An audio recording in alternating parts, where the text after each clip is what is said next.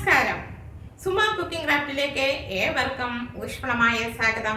ഇന്ന് ഞാനിവിടെ കൊണ്ടുവന്നിരിക്കുന്ന വീഡിയോ എന്ന് പറയുന്നത് ഡെലിവറി കഴിഞ്ഞവർക്കും ഡെലിവറിക്ക് തയ്യാറെടുക്കുന്നവർക്കും വേണ്ടിയുള്ള ഒരു വീഡിയോ ആണ്. അത് നമ്മുടെ ഡെലിവറി കഴിഞ്ഞു കഴിഞ്ഞാൽ ഉള്ള സൗന്ദര്യം നിലനിർത്താനും ബോഡി ഷേപ്പിനും വേണ്ടിയുള്ള ഒരു വീഡിയോ ആണ് ഞാനിവിടെ കൊണ്ടുവന്നിരിക്കുന്നത്.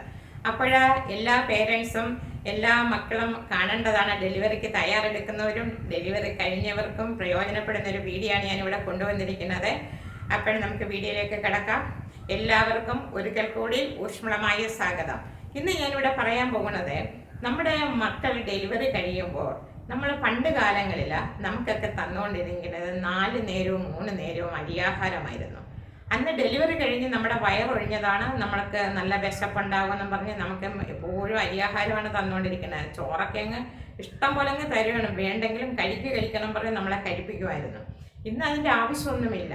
ഇന്നത്തെ കാലത്ത് നമ്മുടെ ബോഡി മെയിൻ്റെനൻസ്, നമുക്ക് ബോഡി ഷേപ്പ് കൊണ്ടുവരണമെങ്കിലും സൗന്ദര്യം നിലനിർത്തണമെങ്കിൽ നമുക്ക് മിതമായ ഭക്ഷണങ്ങൾ ഡെലിവറി കഴിഞ്ഞിട്ട് കഴിക്കാം. അതെന്താണെന്ന് ഞാൻ പറയാം. അതായത് നമ്മൾ കണ്ടമാനം അരിയാഹാരം കഴിച്ചു കഴിഞ്ഞിട്ട് നമ്മൾ റെസ്റ്റ് എടുക്കുകയാണ്, ബെഡിൽ കിടക്കുകയാണ്. ബെഡിൽ കിടക്കും തോറും റെസ്റ്റ് എടുത്ത് കിടക്കും തോറും നമുക്ക് വയറങ്ങ് ചാടുക. അന്ന് നമുക്ക് വെള്ളം തരില്ലായിരുന്നു, കുടിക്കാൻ വെള്ളം തരത്തില്ല. അതെന്താണ്? വെള്ളം കുടിച്ചു കഴിഞ്ഞാൽ വയറ് ചാടുമെന്നാണ് പറയുന്നത്. പക്ഷെ വെള്ളം കുടിച്ചിട്ടല്ല വയറ് ചാടും, നമ്മൾ അരിയാഹാരം കഴിച്ചിട്ട് റെസ്റ്റ് എടുക്കുകയാണോ? നമുക്ക് ആവശ്യത്തിനുള്ള വെള്ളം, നമുക്ക് ജലാംശം നമ്മുടെ ബോഡിയിൽ വേണം. കുഞ്ഞ് പാല് കുടിക്കുന്നില്ലേ? അപ്പോൾ അതിനാവശ്യത്തിനുള്ള ജലാംശം നമ്മുടെ ശരീരത്തിൽ വേണ്ടേ? ഒരു ദിവസം 2 ലിറ്റർ വെള്ളമെങ്കിലും മിനിമം കുടിച്ചിരിക്കണം. അപ്പോൾ നമ്മൾ എന്താണ് ചെയ്യേണ്ടത്? രാവിലെ ഗോതമ്പിൻ്റെ പലഹാരം കൊടുക്കുക. ചപ്പാത്തിയാകാം, ഗോതമ്പ് പുട്ടാകാം, നിങ്ങൾക്ക് എന്താണോ ഇഷ്ടം എന്നുള്ളത് ഗോതമ്പിൻ്റെ പലഹാരങ്ങൾ കൊടുക്കുക. ഇടയ്ക്ക് ദോശ ഇഡ്ഡലിയും ഒക്കെ ആകാം. അപ്പോൾ ഈ അതായത് ചപ്പാത്തി നമ്മൾ രാവിലത്തെ ബ്രേക്ക്ഫാസ്റ്റ് കഴിഞ്ഞിട്ട് പിന്നെ നമ്മൾ ചിലപ്പോൾ എണ്ണയോ കുഴമ്പോ തൈലങ്ങളോ ഒക്കെ ഇടാൻ മാറുമായിരിക്കും. അപ്പോൾ അത് കഴിഞ്ഞിട്ട് വരുമ്പോൾ നല്ലൊരു ജ്യൂസ് അടിച്ചു കുടിക്കണം. ഫ്രൂട്ട്സിൻ്റെ ജ്യൂസ് അടിച്ചു കൊടുക്കുക. അത് ഒരു ഗ്ലാസ് ജ്യൂസ് കുടിച്ച് കഴിയുമ്പോൾ അപ്പം നമുക്ക് നല്ലൊരു എനർജി കിട്ടും. കുഞ്ഞിന് നല്ലൊരു പോഷകം, നമ്മൾ പാല് കുടിക്കുന്നതിൽ കൂടി കുഞ്ഞിന് വേണ്ട ആവശ്യമായ ഫ്രൂട്ട്സിൽ നിന്നുള്ള എല്ലാം കിട്ടും. അപ്പം എല്ലാ പ്രോട്ടീൻ അടങ്ങിയിട്ടുള്ള ജ്യൂസുകളാണല്ലോ നമ്മൾ കുടിക്കുന്നത്. അത് കഴിഞ്ഞ് ഉച്ചയ്ക്ക് റൈസ് കഴിക്കും. ചോറ് കഴിക്കുമ്പോഴത്തേക്ക് അതിനകത്ത് മത്സ്യമാംസങ്ങളൊന്നും ഉൾപ്പെടുത്താതിരിക്കുന്നതായിരിക്കും നല്ലത്. ആവശ്യത്തിനുള്ള വെജിറ്റബിള് നമ്മൾ ഉൾപ്പെടുത്തുക.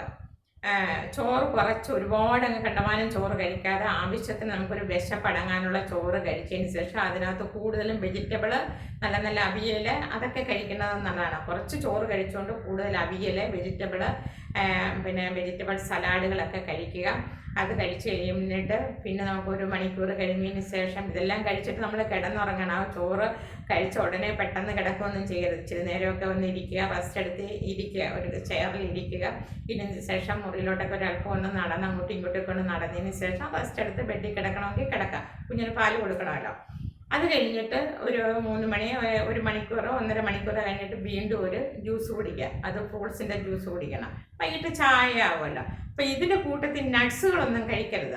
ബദാം പരിപ്പ് അങ്ങനെയൊക്കെ നട്ട്സുകളൊന്നും കഴിക്കുകയോ ചെയ്യരുത്. എന്തെങ്കിലും ഫ്രൂട്ട്സ് ഐറ്റംസ്, ആപ്പിളോ ഓറഞ്ചോ അങ്ങനെയൊക്കെ എന്തെങ്കിലുമൊക്കെ ഉണ്ടെങ്കിൽ ഏതെങ്കിലും ഒരു പഴവർഗ്ഗങ്ങൾ എന്തെങ്കിലും കഴിക്കുക.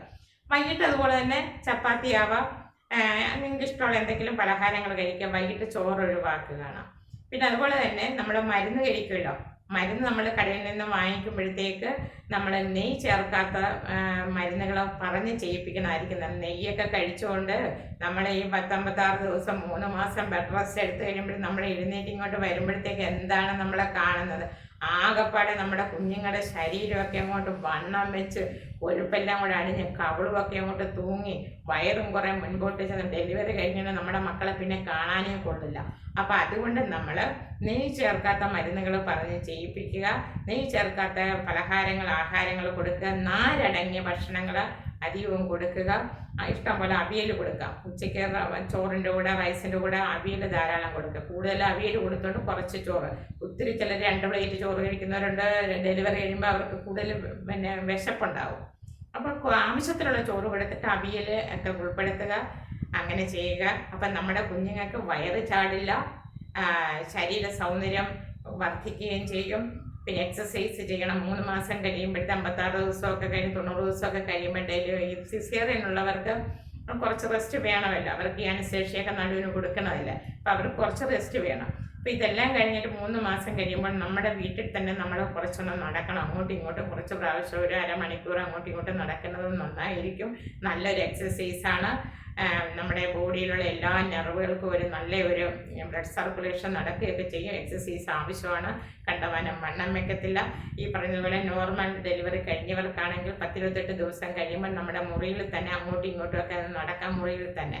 പിന്നെ കുഞ്ഞിൻ്റെ തുണികളൊക്കെ നമ്മൾ മടക്കി വെക്കണം. കഴിവതും നിങ്ങളുടെ ഡെലിവറി കഴിഞ്ഞിട്ട് കുഞ്ഞിന് പാല് കൊടുക്കുമ്പോൾ ഒരു 2-3 മാസത്തേക്ക് നിങ്ങൾ മത്സ്യമാംസങ്ങൾ കൊടുക്കാതിരിക്കുന്നത് നല്ലതായിരിക്കും.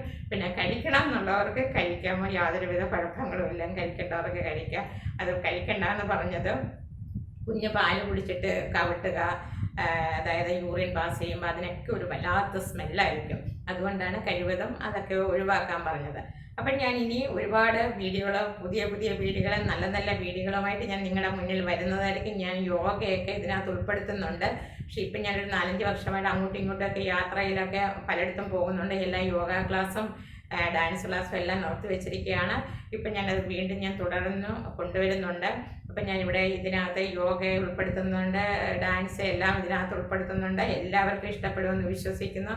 ഇഷ്ടപ്പെട്ടിട്ടുണ്ടെങ്കിൽ സപ്പോർട്ട് ചെയ്യുക. എല്ലാവർക്കും ഒരിക്കൽ കൂടി നന്ദി, നമസ്കാരം.